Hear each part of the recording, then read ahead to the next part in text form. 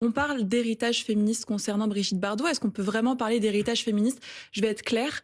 Euh, Quand on voit qu'une personne a eu plus de compassion au cours de sa vie pour des bébés phoques que par exemple pour des jeunes femmes noires, arabes, musulmanes ou réunionnaises, est-ce qu'on peut réellement parler de féminisme? D'abord parce qu'elle ne s'est jamais revendiquée comme telle, bien qu'elle a incarné une liberté Oui. sexuelle, notamment dans les années du cinéma, à une époque Bien sûr, particulière. c'est défait Mais de carcans à partir des années patriarcaux. Hein, aussi, hein. 90, elle a quand même dit Ouais. qu'elle ne voyait pas la raison d'être du mouvement féministe. Et au fur et à mesure des années, elle s'est d'une certaine manière assez radicalisée sur cette position parce que par rapport au mouvement MeToo, elle a eu des propos Ouais. extrêmement durs. Deuxièmement, il y a aussi la question de, à mon sens, on ne peut pas dissocier la pseudo-image féministe aussi de son racisme, parce qu'elle a eu des propos extrêmement durs. Elle s'est pris aux coutumes juives et musulmanes, mais aussi à la population réunionnaise, dont je le rappelle qu'elle a qualifié de peuple sauvage et dégénéré.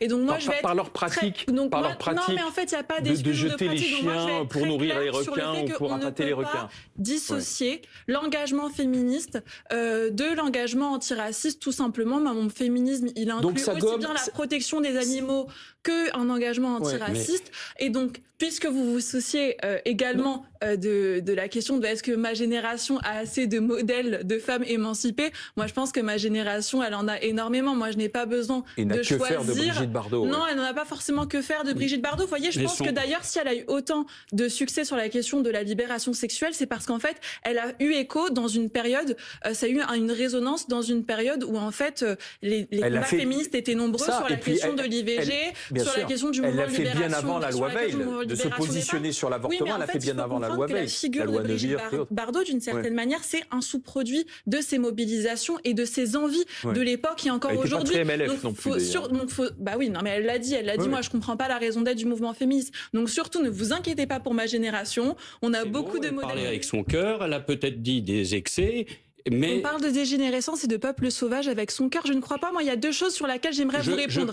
D'abord, le racisme n'est pas une variable qu'on peut mettre de côté. D'abord parce que déjà à l'époque, les années 70-80, c'était des époques où après les décolonisations, il y a eu des ratonnades, il y a eu énormément de crimes racistes, il y a eu des bidonvilles. Déjà à cette époque-là, être proche de militants d'extrême droite ou avoir des propos racistes comme Madame Bardot l'a fait, c'était extrêmement grave. Et encore aujourd'hui, l'année 2025, c'est une année où il y a eu des crimes islamophobes, des agressions antisémites, où il y a eu des violences policières. Et aujourd'hui, il faut simplement accepter que ce n'est pas seulement ma génération, c'est aussi des personnes plus âgées que moi qui refusent de faire du racisme une variable sur laquelle on peut discuter ou pas.